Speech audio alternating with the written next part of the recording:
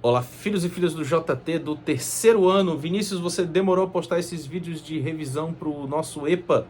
Demorei, mas saiu, vai chegar para vocês, então assistam desesperadamente. Então, rapidamente, resumão para o EPA de vocês, né?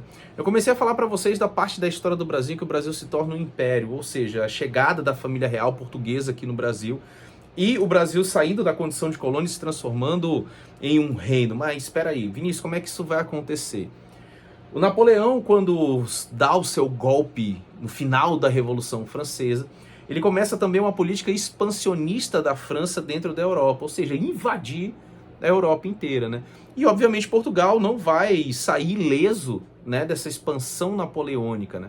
Só que nesse meio termo, Portugal ela já estava endividada e tinha como parceira econômica a Inglaterra, né? Ou seja, sempre odiada pela França e sempre odiando a França, né? Então, o que que acontece? A família real portuguesa ela resolve fugir, ou seja, deixar a população portuguesa a ver navios, literalmente, e vir para o Brasil, ou seja, para tentar preservar a monarquia portuguesa longe das guerras napoleônicas e tal. E aí é que a corte portuguesa faz uma fuga desenfreada de Portugal e vem para o Brasil. Só que com a chegada dessa família real portuguesa aqui no Brasil, a gente vai ter uma série de transformações que vão meio que mudar o rumo do território brasileiro dentro da sua linha histórica, digamos assim, né? O Brasil deixa de ser uma colônia portuguesa, já que a família real agora está presente, né, tecnicamente no Rio de Janeiro, e aí o Brasil se torna Reino Unido de Portugal e Algarves, né, que era um território anexado a Portugal. E aí o Brasil se tornando nessa condição de reino, ela vai passar por uma reestruturação até mesmo urbana, econômica e até mesmo arquitetônica, cara, visual e tal, e principalmente nas relações entre a monarquia e as elites locais brasileiras. Até então, essas elites locais, elas faziam seus esquemas porque Portugal estava longe. Então essas elites privilegiadas aqui no Brasil, donos de terra, pessoas que tinham relações de título ou de serviço com Portugal, eram as pessoas que articulavam seus próprios poderes dentro do território brasileiro. Só que agora meio que o patrão está aqui no Brasil, ou seja, a família real portuguesa está aqui. Ou você se alia a esses caras ou você bate de frente com eles. Então, as elites brasileiras elas começam a se movimentar a partir da presença da família real portuguesa, porque se essas transformações estão acontecendo, essas elites elas precisam continuar no poder, elas precisam continuar se autoafirmando enquanto elites, mesmo com a presença da monarquia aqui no Brasil, né? E aí, cara, com a chegada da família real, você vai ter, como eu falei, além das mudanças urbanas extremas, criação de bibliotecas, das duas primeiras universidades brasileiras, né, a Universidade de Medicina e de Direito, por exemplo, você vai ter teatros municipais, a construção de praças, ou seja, começar a se criar uma mini Europa dentro do Brasil e, obviamente, o interesse da coroa portuguesa em fazer uma relação e criar laços com essas elites. O que era algo extremamente necessário, porque a coroa portuguesa também precisava de dinheiro. E ela sabia que não ia chegar aqui no Brasil cobrando imposto, aumentando tributo, para poder dizer que eu que mando, né? E aí, Vinícius, como é que se dá essas relações entre as elites locais e a monarquia portuguesa? Aí, meu amigo, vão ser diversas. As melhores são as vendas de título de nobreza, né? Onde essas elites começam a comprar título de monarca, de marquês, de barão, né, de baronesa, de condessa, de conde, enfim, essas relações elas acabam criando uma nobreza fake aqui no Brasil, só que essa nobreza que compra os seus títulos, ela também compra o poder de negociar com essa monarquia. E aí, cara, é que as coisas começam a se desamarrar aqui dentro do Brasil e essas elites passam a ter muito mais poder do que elas tinham anteriormente. Só que algumas outras parcelas do Brasil não vão gostar dessas relações, principalmente a região Nordeste. A região Nordeste brasileira ela estava excluída há muito tempo, desde a exploração do ciclo do ouro, né? E aí parte das elites nordestinas começam a se revoltar e criar movimentos separatistas, né? Como a Revolução Pernambucana de 1817, ou seja, de afronta contra a presença da coroa portuguesa aqui no Brasil. O problema é que o desenrolar da família real ela vai ser muito rápida, né? Vai ser mais ou menos de 1808 a 1820 e tal, quando Napoleão é vencido e a elite portuguesa, a nobreza portuguesa começa a dizer para a coroa aqui no Brasil, e aí, vocês vão voltar ou não vão? né? E fica aquele engodo, cara, porque os portugueses queriam não só o retorno da família portuguesa para lá, como também fazer com que o Brasil voltasse a ser uma colônia. Só que a elite brasileira vai dizer, não, aqui é um reino, já era.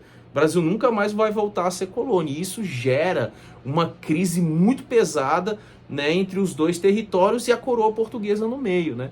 E aí Dom João VI é forçado, a contragosto, a ter que voltar para Portugal para poder renegociar essas questões de volta a ser colônia, não volta, volta a família real e não volta. E aí no movimento ele coloca Dom Pedro I, seu filho, em alerta. Cara, se for para que o Brasil tenha que se tornar independente por causa desses conflitos internos, que você seja, né, aquele que vai liderar o Brasil. E é exatamente isso que ocorre, né, em 1822, quando a gente vai ter a independência do território brasileiro, né? Independência essa extremamente romantizada e tal, que é uma coisa que eu sempre falei para vocês desde o começo do ano, né? Que são períodos históricos que chegam pra gente não de forma histórica, né, mas de forma extremamente romantizada, né? Ou seja, como se fossem heróis do passado. A gente sabe que foram, né, negociadas, assim, foram esquemas para que não se perdesse relações de poder e tal.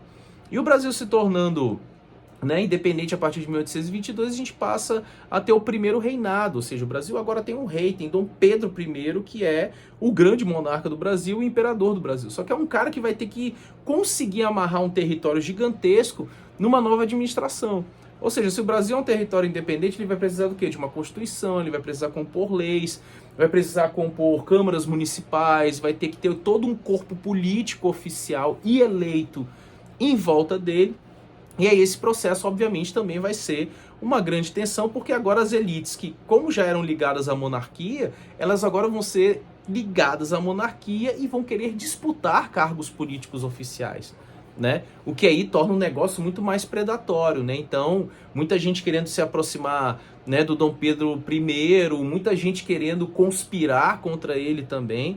Tanto que no período do primeiro reinado você vai ter uma outra tentativa de separação das regiões do Nordeste, né, em combate direto a essa presença e essa liderança absolutista do Dom Pedro I aqui no Brasil, e obviamente uma Constituição em 1825 que vai ser totalmente imposta por ele, né, numa noção de que o Brasil vai ter voto, né, e esse voto é censitário, é a partir da riqueza, né, ou seja, ele exclui grande parte da população brasileira de um processo eleitoral, né. E também, obviamente, ele cria um quarto poder dentro dos três poderes que foram vislumbrados durante o Iluminismo lá pelo Montesquieu, né? Que é o legislativo, né? O judiciário e também o executivo, né? Ou seja, esses três poderes vão ser vistoriados por mais um, que é o poder moderador, que é o poder do rei, que tecnicamente mandaria nos outros três, né? Então, essa imposição dessa Constituição a partir do Dom Pedro I vai gerar um choque aqui no Brasil, que até mesmo as elites que eram próximas a eles vão se revoltar com esse tipo de imposição, né?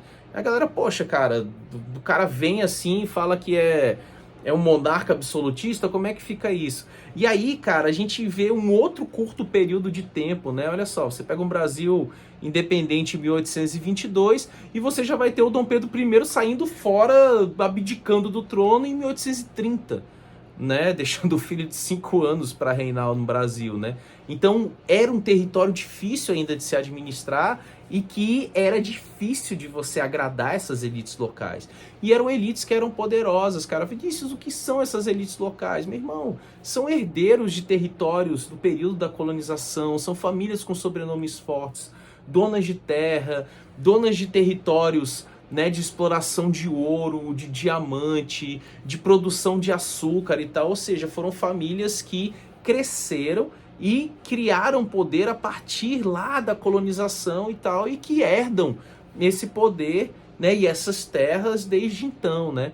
E essas elites, elas não vão facilitar, né, digamos assim, para esse governo do Dom Pedro I que chega, né, nesse conturbado início da história independente do Brasil, né? Então, um resumão é praticamente esse, beleza? É só ler os esquemas que eu coloquei no quadro também, as questões da prova parcial e ótima prova para você. Ah, esqueci. Existe também, como eu falei para vocês, uma discussão teórica sobre a romantização da história.